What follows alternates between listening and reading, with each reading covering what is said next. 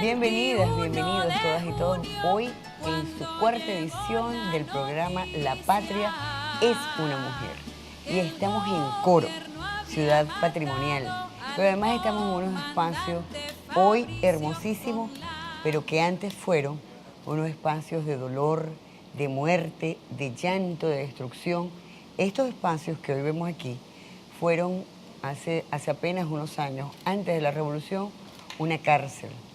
Una cárcel donde hubo presos políticos, donde la muerte se veía cada día, y es gracias a la revolución que hemos transformado estos espacios en un conservatorio musical Mayolino Conte, donde se forman más de 1.500 jóvenes, niños y niñas en música, en arte, en cultura, el rescate de nuestros niños.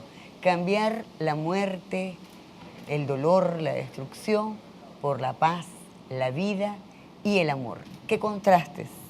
¡Qué contrastes desde la Cuarta República a esta nuestra Venezuela de hoy! ¿Qué diferencia hay en la utilización de los espacios? ¿Qué diferencia de la política? Hoy, como siempre, nos acompañan dos extraordinarias compañeras, camaradas, nuestra querida compañera Celsa Acosta y Elia Olivero Espinosa. Elia Olivero Espinosa es doctora en educación, docente universitaria, pero también es una mujer que sufrió la política del crimen político de la Cuarta República, la represión, la persecución durante los años 60, 70, 80, y sobrevivió. Está aquí hoy para contarnos su historia, pero además sobrevivió levantando banderas de dignidad, de lucha, banderas de revolución. Y es hoy integrante de la Comisión por la Justicia y la Verdad. Nuestra compañera Celsa Acosta, poeta y periodista además. Gracias. Una periodista militante bolivariana de toda la vida. Es además la directora del periódico Nuevo Semanario, que nos acompañan en el día de hoy. Compañeras, las invito a ustedes y a todas y todos a que veamos un especial de la vida de Fabricio Ojeda. A propósito de cumplir este próximo 21, otro aniversario más de su cruel, vil asesinato. Un asesinato que era política de los años 60, la política de la casta que gobernaba nuestro país. Vamos a ver este micro. El 6 de febrero de 1929 nace Fabricio Ojeda en Boconó, Estado Trujillo. Su sensibilidad social lo llevó a la lucha revolucionaria, donde el periodismo, la política y la guerrilla lo convierten en el comandante Roberto.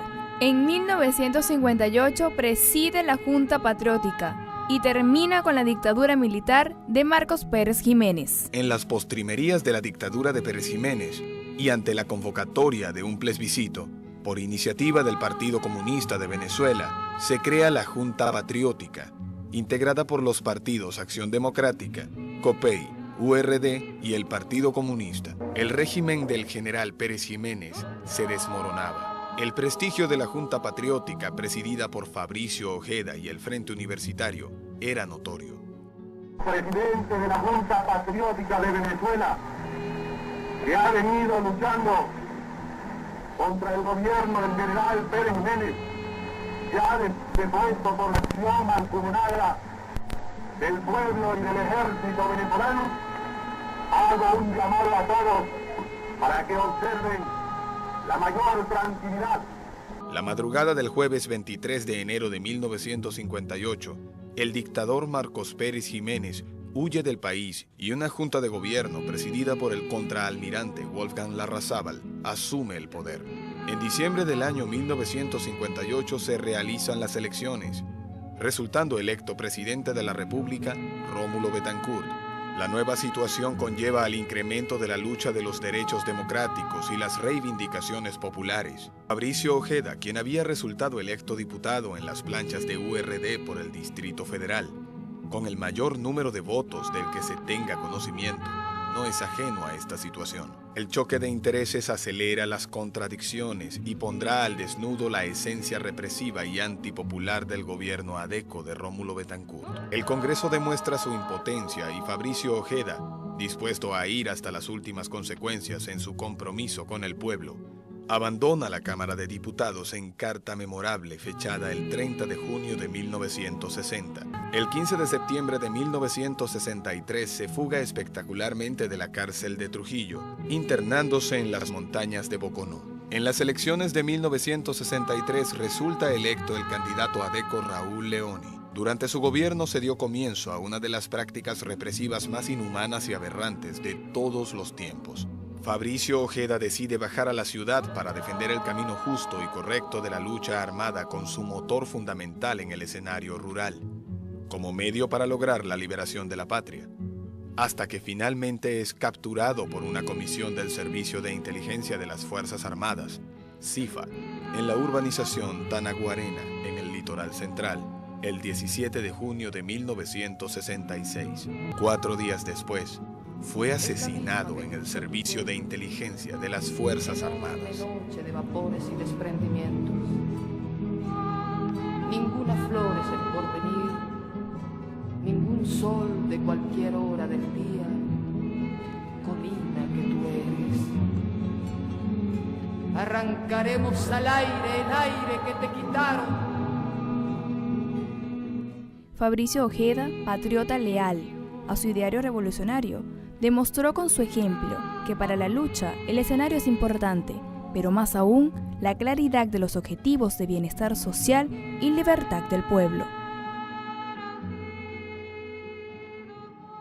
El crimen en la Cuarta República. A propósito de cumplirse este 21 de junio, 50 años del cruel asesinato de Fabricio Ojeda. Su vida, su lucha, su ejemplo, además, que ha quedado por años. Querida Elia. Claro, los pueblos siempre tienen sus referentes que nos moraliza y nos sirve de inspiración para las luchas tanto del pasado como del presente como del futuro. Y Fabricio Ojeda siempre será un referente para el pueblo venezolano. Primero, porque fue capaz de levantarse aún muy joven a enfrentarse a la dictadura de Pérez Jiménez, formó parte, fue de lo que impulsó la Junta Patriótica que logra derrocar la dictadura de Pérez Jiménez, preside la Junta Patriótica y después en medio de todo esa esperanza que tuvo el pueblo una vez derrotada la dictadura de Pérez Jiménez, que se abrieron grandes esperanzas de desarrollar una verdadera democracia y de repente ver que el partido que gobernaba para ese momento, Acción Democrática, con su presidente Rómulo Betancourt, traiciona esos sueños del pueblo venezolano. Y Fabricio se convierte en uno de los que va a denunciar toda esa atrocidad, primero, toda la represión que se desarrolló en aquel momento, que nosotros hemos catalogado que fue una política de terrorismo de Estado, porque fue una política orientada desde el Estado primero a descabezar todo lo que fue ese movimiento popular y el movimiento revolucionario, que fueron frenando, eliminando todas las posibilidades de luchas legales del pueblo venezolano, y no le quedó otra alternativa al pueblo que rebelarse contra esa represión, y es por ello que Fabricio renuncia hasta su condición de diputado. A eso iba. Fabricio asume las banderas de lucha, se incorpora, participa, pero al ver el engaño, la traición. La traición, decide renunciar, Celsa.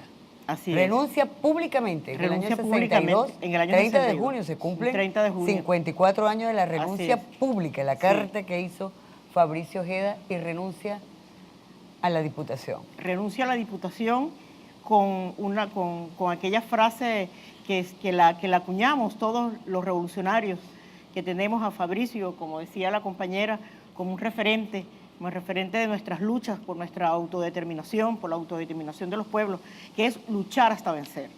Y el comandante Chávez también la acuñó. Muchas veces el comandante Chávez nos instó a luchar hasta vencer. Pues Fabricio, como un joven revolucionario, porque apenas tenía 17 años Sí, cuando se incorpora a la lucha. Y cuando renuncia sigue siendo un joven, 23 años apenas.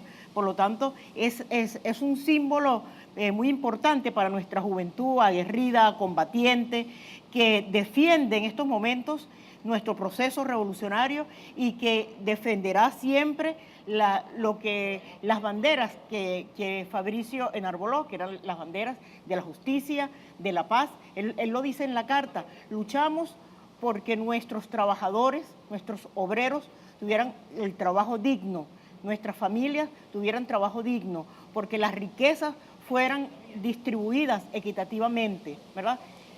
Pero vamos a decirle a esa juventud, Celsa, Elia, ¿cómo muere? ¿Por qué muere Fabricio Ojeda? ¿Cómo fue asesinado Fabricio Ojeda? ¿Quién asesina a Fabricio Ojeda? Ese terrorismo de Estado, la policía política. Él es detenido. En Maturín. El Servicio de Inteligencia de las Fuerzas Armadas. En Maturín. El Ejército. En Maturín. Bueno, una vez que es detenido, lo pasan a ¿Por qué detienen a Fabricio Ojeda? Bueno, porque primero estaba identificado como uno de los líderes guerrilleros del occidente del país. Y es bueno recordar incluso algunas anécdotas sobre esto. Estando en Chabasquén, me conseguí unos campesinos que estuvieron detenidos en ese tiempo. Y ellos decían que su vida la salva Fabricio, porque Fabricio, cuando supo la detención de ellos, hizo una declaración donde dijo que se trajeron una cantidad de campesinos detenidos y se le acusaban de ser guerrilleros y que eran simples trabajadores del campo. Entonces ellos dicen que Fabricio, hasta con esa declaración, le salvó la vida. Y para el occidente, para todos esos campesinos, de verdad, tanto Fabricio como Argimiro fueron verdaderos íconos de referencia de la resistencia de un pueblo, pues, de un pueblo contra la oligarquía. Empeñada en desaparecerlo. Fabricio renuncia a la diputación, se incorpora a la guerrilla y es perseguido por el Ejército, Política de Estado, ADECA. Política de Estado ADECA, y es vilmente asesinado. Política de Estado punto fijista. Sí, así es. Vamos a una pausa de este programa La Patria es una Mujer, para que nosotros volvamos y recordarle, sobre todo a la juventud venezolana, cómo era en los tiempos de los 60. En el 58 rescata el pueblo venezolano la democracia. Lleno de esperanzas, de fe, de alegría, de amor. Es traicionado. Y sus líderes, jóvenes que soñaban con un mundo mejor, fueron vilmente asesinados. Una sociedad más justa. ¿Cuántos asesinados? Más de 10.000 asesinados. ¿Cuántos desaparecidos? Miles y miles. Hombres, mujeres, jóvenes asesinados para con ellos matar la revolución, para con ellos matar la esperanza del pueblo venezolano. Vamos a una pausa y ya regresamos en La Patria es una Mujer.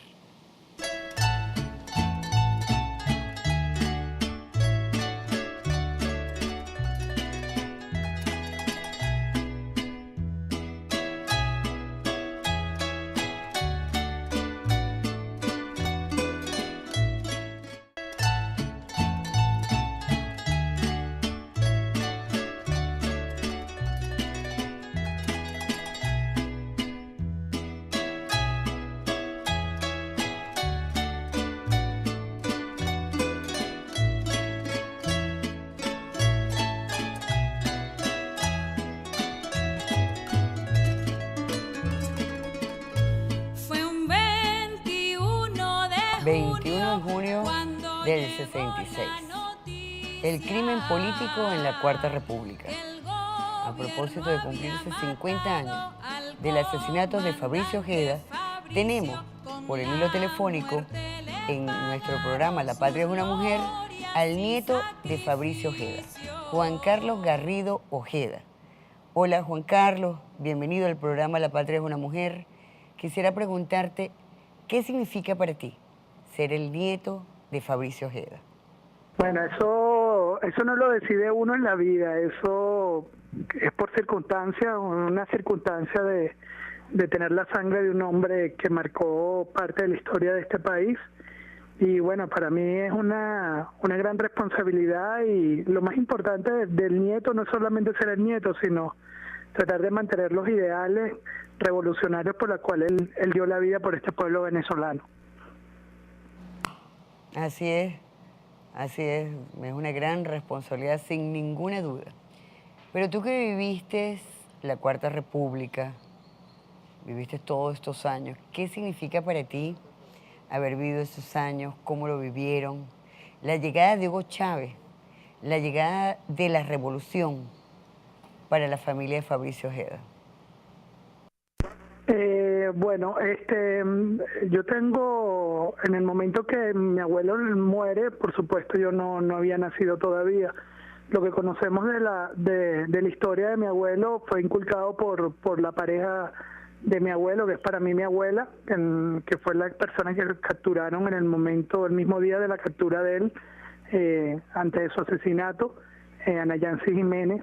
Ella y mi madre inculcaron todo lo que es el pensamiento de Fabricio y bueno, mantener vigencia de la misma. Realmente no tuvimos directamente un señalamiento como tal. Mi madre sí, mi madre de alguna forma siempre estuvo fichada y vigilada por la Cuarta República. Lo que sí recuerdo eran momentos a lo mejor donde movimientos extraños de familiares, me refiero a la protección de uno con mayor fuerza, porque se tenía la información por lo menos de que había movimientos de oposición a la Cuarta República, y bueno, una de las personas que siempre buscaban eran los hijos de Fabricio y bueno, lanzaban a lo mejor como el pitazo, vamos a decir así, y bueno, nuestros padres nos protegían, ¿no? De buscarnos, de llevarnos, de la broma, y no dejarnos nunca solo, precisamente por esa situación. Así es, Juan Carlos. Me imagino la protección de toda la familia en torno a ustedes, a los hijos. Juan Carlos, ¿qué mensaje le darías a la juventud, a los jóvenes que no vivieron y que probablemente no conocen los crímenes políticos de la Cuarta República?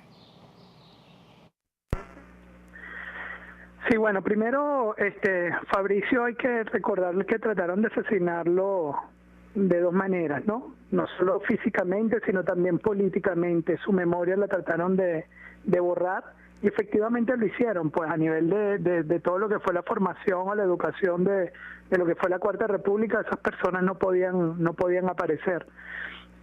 Porque, bueno, planteaban una visión distinta de país, una visión socialista, una visión solidaria, y toda una serie de valores que, bueno, que hoy por hoy estamos viviendo. Con la llegada del comandante Chávez, por supuesto, imagínate, es ver en realidad una gran cantidad de ideas que quedaron pospuestas, inclusive planteadas por el mismo Fabricio, y por una necesidad histórica. Yo creo que los líderes se hacen historia en el momento de que su pensamiento y su lucha trascienden el tiempo. No importa el momento o la época, pero su pensamiento siempre va a trascender, y porque luchan por los valores por esos valores que tienen que ver con la unidad, con la solidaridad, con el bien común como tal, ¿no? Y bueno, y fue un carácter antiimperialista también. Hay mucho de Fabricio en lo que es el proceso revolucionario actual, y bueno, eso, imagínate, es para nosotros ver realidad, pues, ver realidad, un pensamiento hecho de alguien que bueno, dio su vida por este país. Juan Carlos, muchísimas gracias. Juan Carlos Garrido Ojeda, nieto de Fabricio Ojeda. yo me imagino y recuerdo así como la canción de Eli Primera, siempre volará la idea, aunque se pudra mis huesos. Celsa. Fabricio, escuchamos a su nieto, el mensaje a la juventud, el mensaje, diría yo, a la humanidad toda.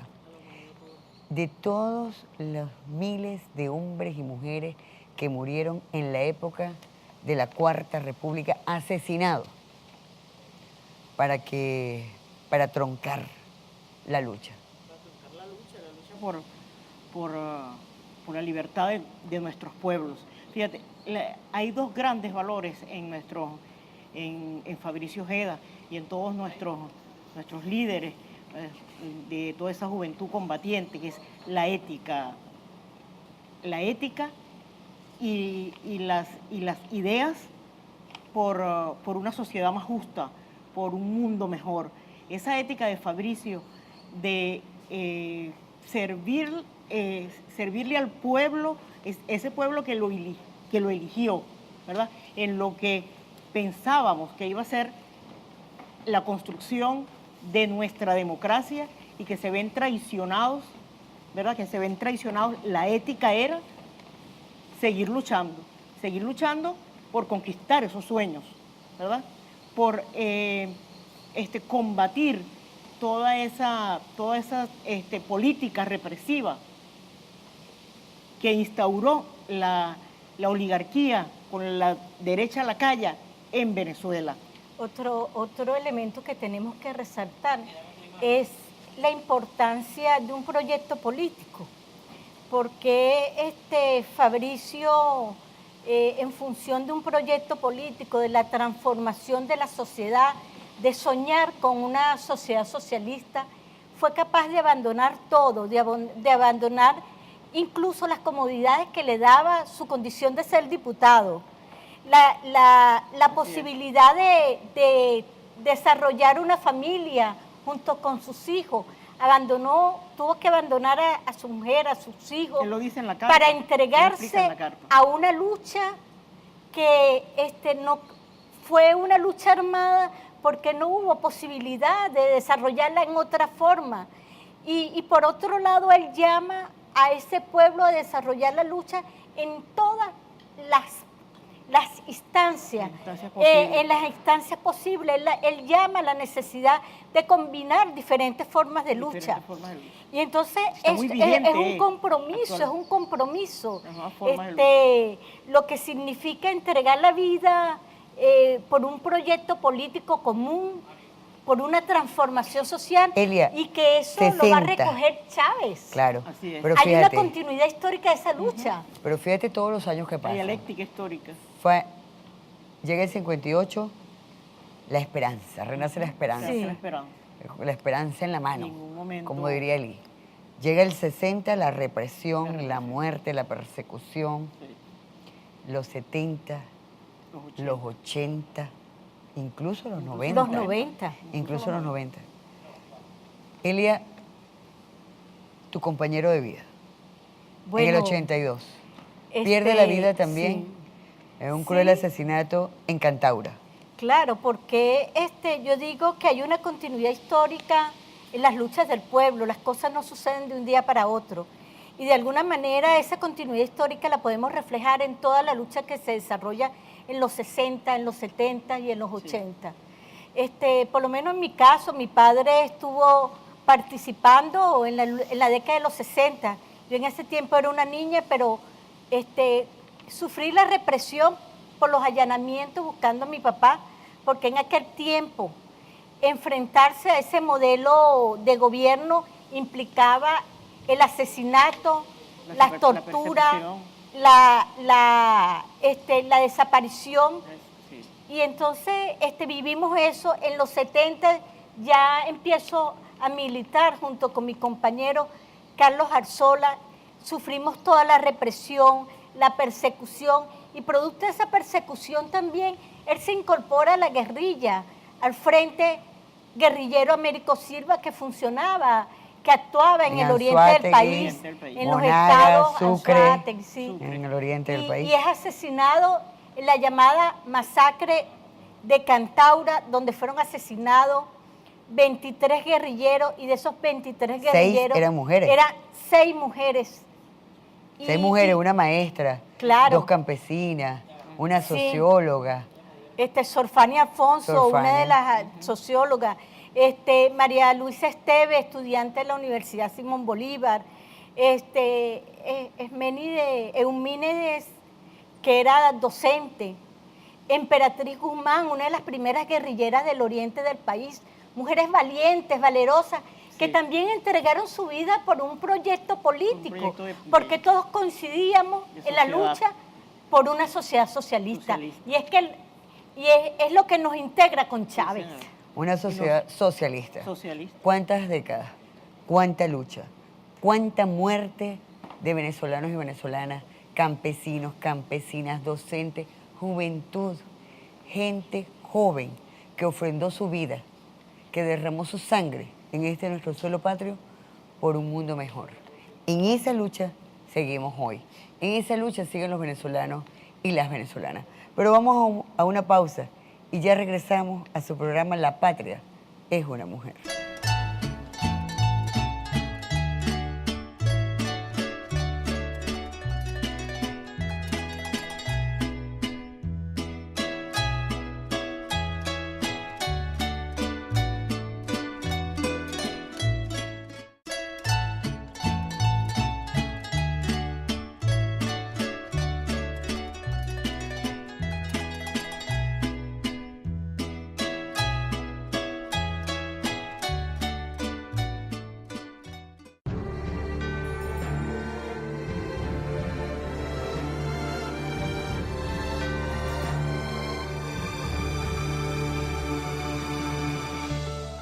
Colegas diputados, vengo ante ustedes a expresar la decisión de dejar el Parlamento. Este recinto que pisé por voluntad del glorioso pueblo caraqueño, hoy oprimido y humillado, para subir a las montañas e incorporarme a los compañeros que ya han iniciado el combate y con ellos continuar la lucha revolucionaria para la liberación de Venezuela, para el bienestar futuro del pueblo, para la redención de los humildes. Estoy consciente de lo que esta decisión implica, de los riesgos, peligros y sacrificios que ella conlleva, pero no otro puede ser el camino de un revolucionario verdadero. Venezuela, lo sabemos y lo sentimos todos, necesita un cambio a fondo para recobrar su perfil de nación soberana, recuperar los medios de riqueza hoy en manos del capital extranjero y convertirlos en instrumentos del progreso colectivo. De otra manera, tanto los instrumentos de poder como los medios de riqueza continuarán en manos de los monopolios internacionales y de las castas oligárquicas del país, con la consiguiente explotación de los trabajadores, la proliferación del hambre, la miseria y el abandono permanente del pueblo. El gobierno no quiere guerrillas, pero tampoco quiere prensa libre, mítines, manifestaciones ni ejercicio cabal de las libertades públicas.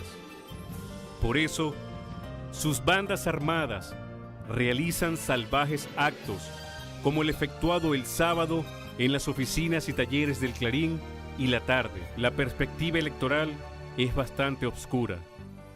Tengo varios hijos y prefiero verlos morir en el combate guerrillero antes que caer asesinados en las calles por las bandas armadas de este gobierno. Convoque, pues, señor presidente, al suplente respectivo, porque yo he salido a cumplir el juramento que hice ante ustedes de defender la Constitución y las leyes del país. Si muero, no importa. Otros vendrán detrás que recogerán nuestro fusil y nuestra bandera para continuar con dignidad lo que es ideal y deber de todo nuestro pueblo. Abajo las cadenas. Muera la opresión. Por la patria y por el pueblo. ¡Viva la revolución! En la Cuarta República. Aquí estamos con las compañeras Elia, Celsa, compañeras de lucha, de militancia de toda la vida, en homenaje por conmemorarse los 50 años de Fabricio Ojeda. La persecución por décadas de hombres y de mujeres, de familias enteras. Claro, yo digo que en la historia de Venezuela, quizás la década de los 60, entre 1960 y 1970, fue la época más dura donde hubo mayor asesinato, y se inaugura aquí, desgraciadamente en Venezuela, la figura del desaparecido político. Más de 10.000. Sí, Entre sí, desaparecidos políticos, más de 5.000 asesinatos, y entonces, heridos. Podemos hablar de desaparecidos políticos en América Latina con el caso venezolano, y a veces se piensa que los desaparecidos comenzaron en el Cono Sur. No, fue aquí en Venezuela, donde la figura del desaparecido político se empezó a aplicar, ¿no? en los gobiernos tanto finales de Rómulo Betancourt, pero Raúl Leoni es el que logra desarrollarlo en su máxima expresión. Entonces, sobre todo el movimiento estudiantil. Todo eso, sí, sobre todo. Toda esa violación. Y eso hay que destacarlo. Sí, Como los adecos, que hoy se quieren presentar como unas hermanas de la caridad. Unas hermanitas de la caridad. Pero hay que recordárselo a la juventud. Hay que decirlo, la juventud. El carácter fascista de la derecha, de los adecos, de toda esa derecha puntofista que se alternaba en el poder, y unos y otros asesinaban para no dejar emerger esa fuerza revolucionaria de nuestro pueblo. Pero nos encontramos que la violación de los derechos humanos, esos crímenes no prescriben. Y gracias a que no prescriben, los familiares de los muertos, de los asesinados, de los torturados, de los encarcelados por razones políticas en esas décadas, en los 60, en los 70, en los 80 y de los 90, desarrollamos toda una lucha para lograr primero que se aprobara una ley que se llama Ley para sancionar los crímenes por razones políticas entre 1958 y 1998. Y hablamos de ese periodo porque fue una política de Estado orientada a generar terror en la población para evitar que la población se organizara, desarrollara luchas. Y el 4 décadas. Político. 4 décadas. 4 décadas alternándose en el poder AD y COPEI, que son los mismos de hoy, llámese como se llame, porque son subdivisiones de los mismos partidos. Tú, integrante de la Comisión por la Justicia y la Verdad, ¿qué podemos llamar justicia? Que toda tu vida, por ejemplo, en el caso tuyo, Elia, tu vida, que en tanta justicia y qué tanta verdad, una joven de 21 años, con sueños, recién parida, con su hombre, va a la lucha por un mundo mejor y sacrifican ambos la vida misma. Claro, yo digo que la justicia cuando tarda no es justicia.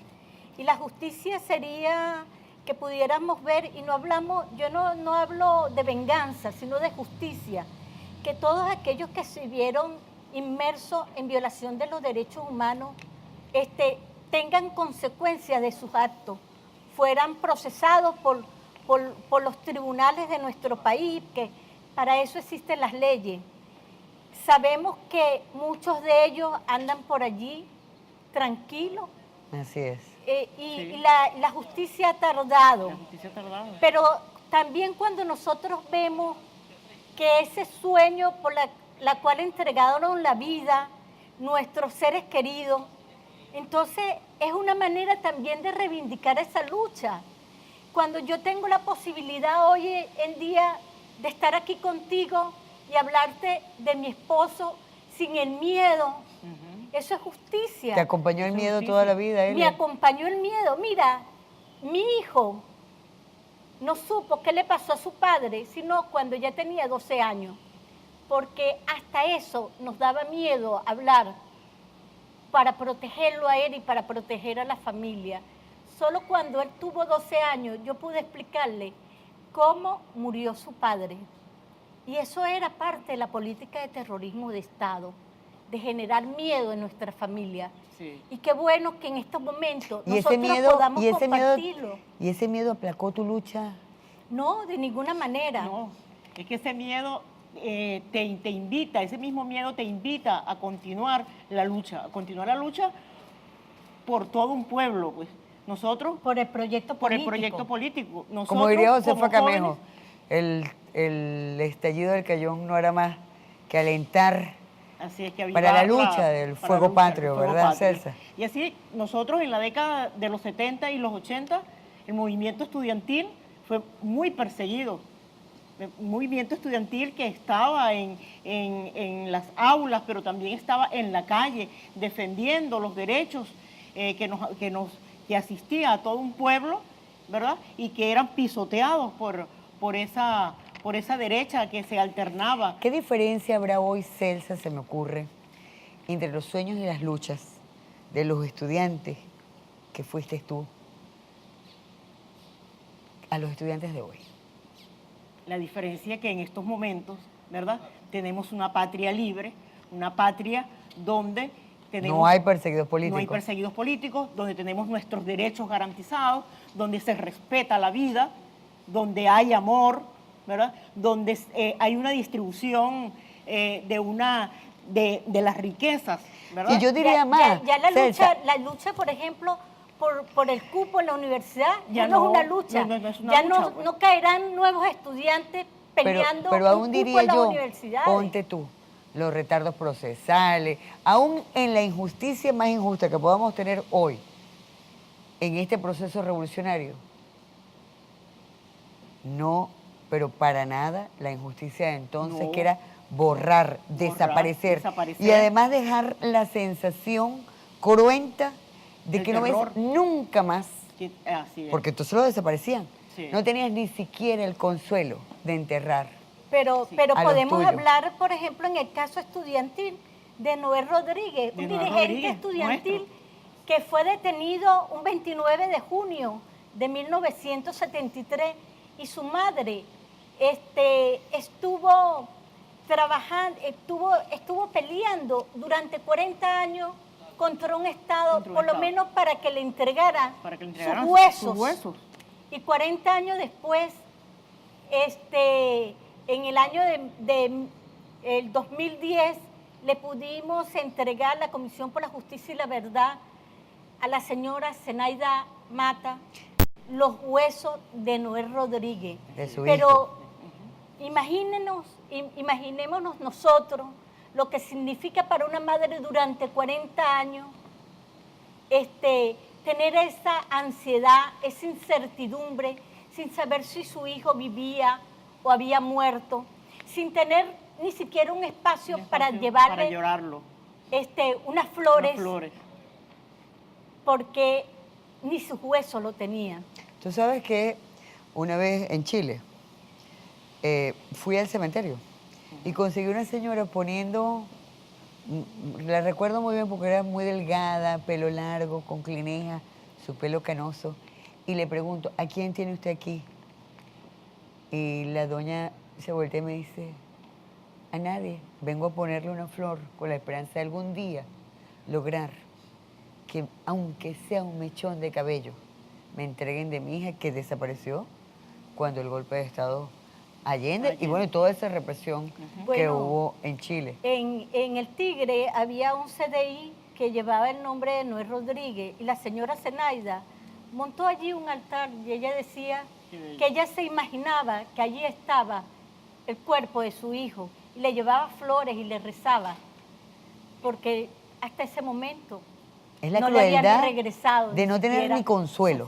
Sus huesos. Y es en este proceso en que todos los familiares de nuestros luchadores han podido ser, vamos a decir, reivindicados pues, en sus luchas y que se diera a conocer todos esos 40 años de terror, de violación de los derechos humanos, todos esos 40 años de injusticia. Es en este proceso que podemos Y conocer de toda esa alguna historia. manera indemnizar también. Ahora Y de alguna manera el 21 indemnizarlo. de noviembre, para hacerle homenaje a Fabricio, la Comisión por la Justicia y la Verdad va a entregar... 21 de junio. Sí, el 21 de... Perdón. El 21 de junio. El 21 de junio, para hacerle homenaje a Fabricio, la Comisión por la Justicia y la Verdad va a entregar 5 cadáveres de 5 desaparecidos. A Y su eso familia. es parte de la lucha y de la tarea que venimos desarrollando desde la Comisión por la Justicia y la Verdad. Fíjate, me llama la atención. 40 años, 4 décadas, del 58 al 98. Sí. Es el periodo. el lapso que tiene la Comisión por la Justicia y por la Verdad. Pero aún hoy, en plena revolución, nuestra militancia sigue siendo víctima Sí, del mismo odio del mismo odio. de los adecos, de los copellanos, de esta gente de la Cuarta República de entonces. Los campesinos, las campesinas, los hombres, las mujeres. ¿Qué diferencia hoy de lo que ellos llaman los presos políticos, que en sus celdas tienen televisor, internet, Todas las comodidades. etcétera, con la indolencia de entonces? Pero vamos a una pausa y ya regresamos con La Patria es una mujer.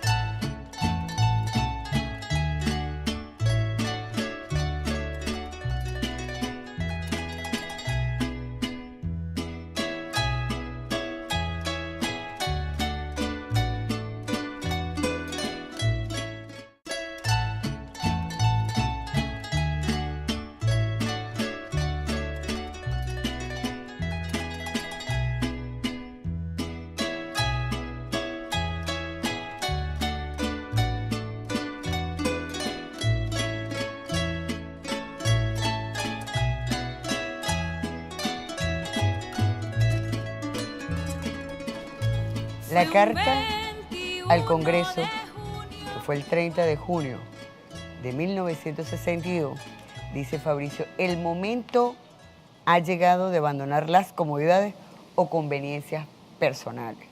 Así es.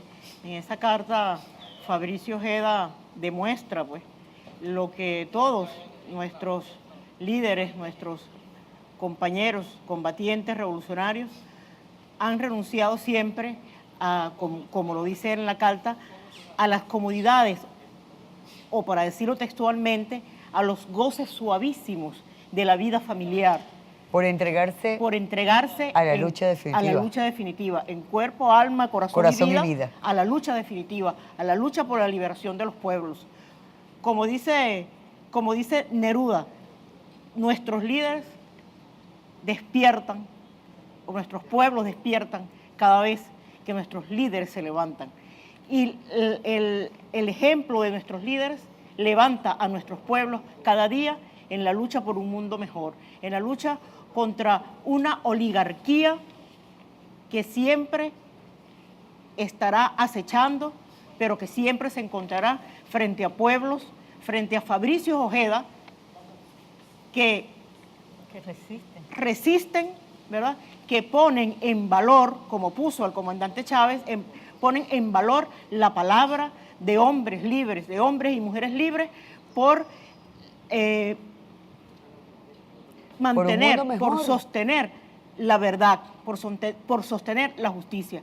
Cuando él se planta en el Parlamento a decirle a todos los que estaban allí en ese momento que renunciaba a ese derecho, a esa confianza que depositó el bravo pueblo caraqueño en él, ¿verdad?, para irse al combate, para irse a la lucha armada, ¿verdad?, está dando valor a la palabra empeñada por un ideal, por una justicia, por un mundo mejor. Así fue la misma lucha, Elia. Claro. El mismo espíritu libertario que también persiguió tu compañero. Así es. Y cuando hablamos de esa lucha armada es porque se nos cerró todas las posibilidades de lucha legal Y así mismo Fabricio lo plantea en esa famosa carta, porque no fue una elección. La lucha armada no fue una elección. Las circunstancias se impusieron, porque cada día oponerse a ese modelo de gobierno significaba el asesinato político, la desaparición, la tortura, las cárceles. Y como lo dijo Juan Carlos, el nieto de Fabricio Ojeda, no solo era el asesinato físico, sino el asesinato moral. La persecución incluso más allá de la familia y de toda la descendencia, era barrer toda la descendencia.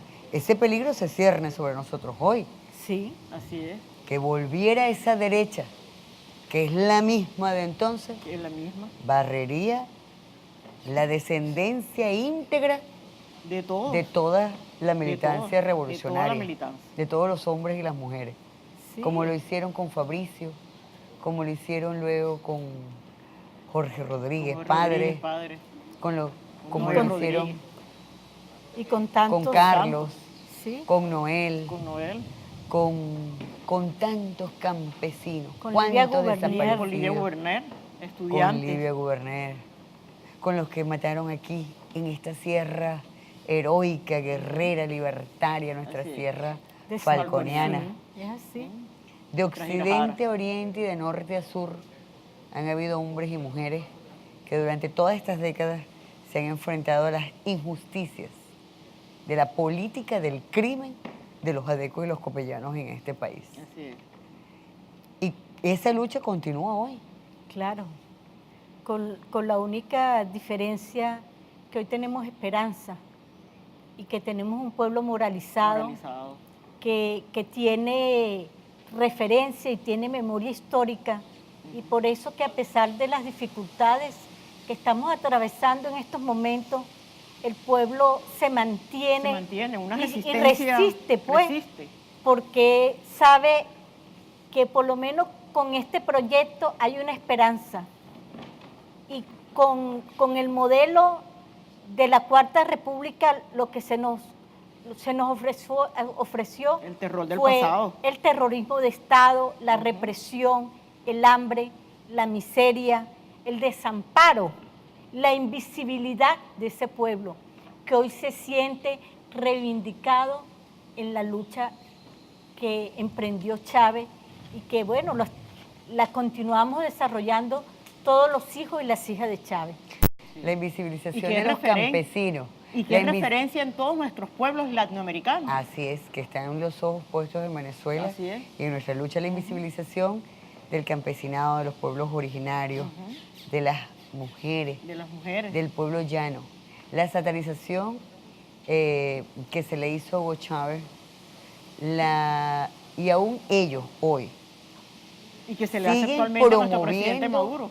Así es, que él es víctima, el presidente Maduro, sin ninguna duda.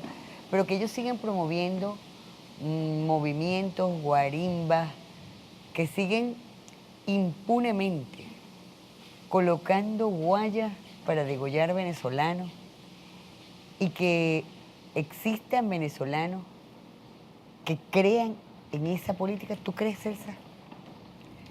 Lamentablemente luchamos contra la mediática hegemónica que está siempre allí tratando de callarnos, tratando de cercenar la verdad.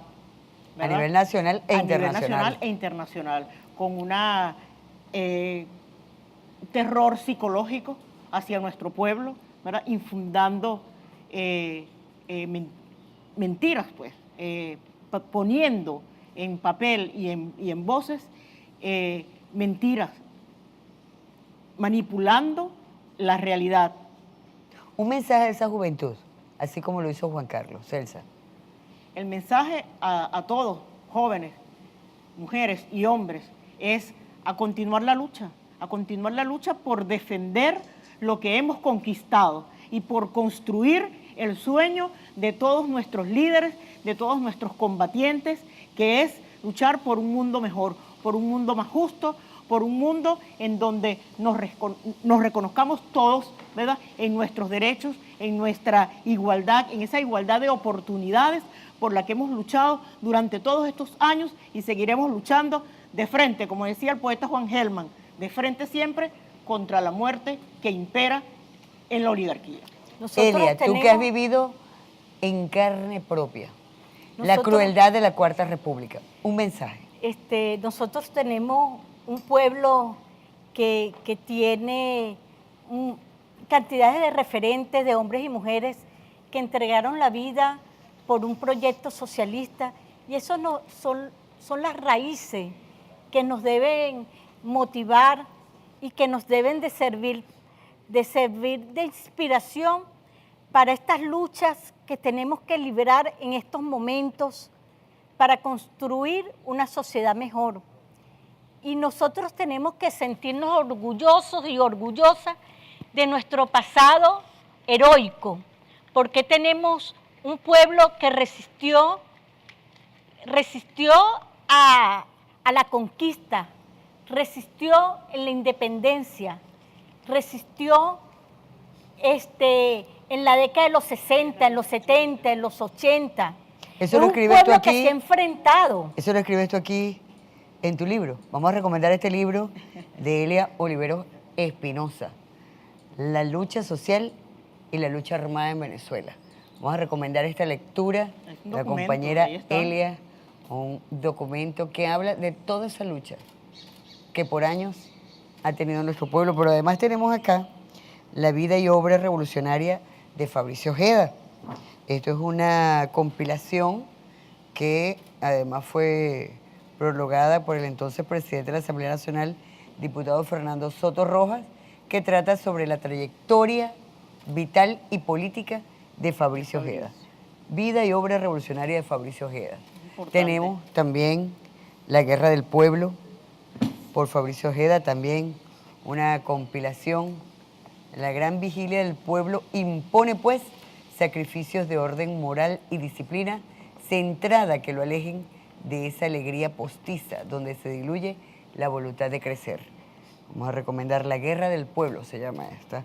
Y, por último, El pensamiento crítico, por Luis Beltrán Prieto Figueroa, Pensamiento legislativo de Fabricio Ojeda, para que profundicemos en el conocimiento y tengamos argumentos para el debate.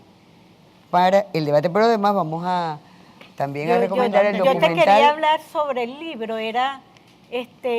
Marx decía que la historia la escriben los pueblos y la historia es la lucha de clase que desarrollan los pueblos.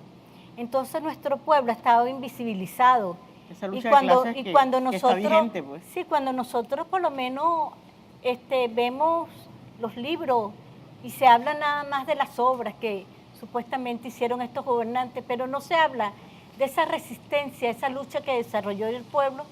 Y aquí en este libro se llama Lucha Social y Lucha Armada, porque tratamos allí es de compilar todo ese registro histórico de las luchas que tuvo que enfrentar el pueblo en el frente obrero, en el frente estudiantil, en el frente de barrio, en el frente guerrillero, para que conozcamos esa historia que ha estado ocultada, que se nos ocultó durante mucho tiempo. Así es. Sí. La historia la escriben los pueblos, pero tenemos que buscarla, tenemos que conocerla y tenemos que difundirla. Vamos a también a recomendar un documental de Vive TV que habla de Fabricio Ojeda, 6 voces. Allí participa Clodo Osvaldo Rusián, Guillermo García Ponce, ambos ya fallecidos, José Vicente Rangel, entre otros, para que conozcamos un poco más de la vida de Fabricio Ojeda. Y despedimos este programa La Patria es una Mujer con un hermoso concierto, una hermosísima presentación del ensamble de clarinetes conformados por 25 niños y niñas de acá, de este conservatorio musical. Un sitio donde antes fue de muerte y de destrucción y que hoy es un espacio de alegría, de amor, de esperanza. Como esperanza es nuestra revolución. Vamos a escuchar a los niños del Conservatorio Mayolino Conte.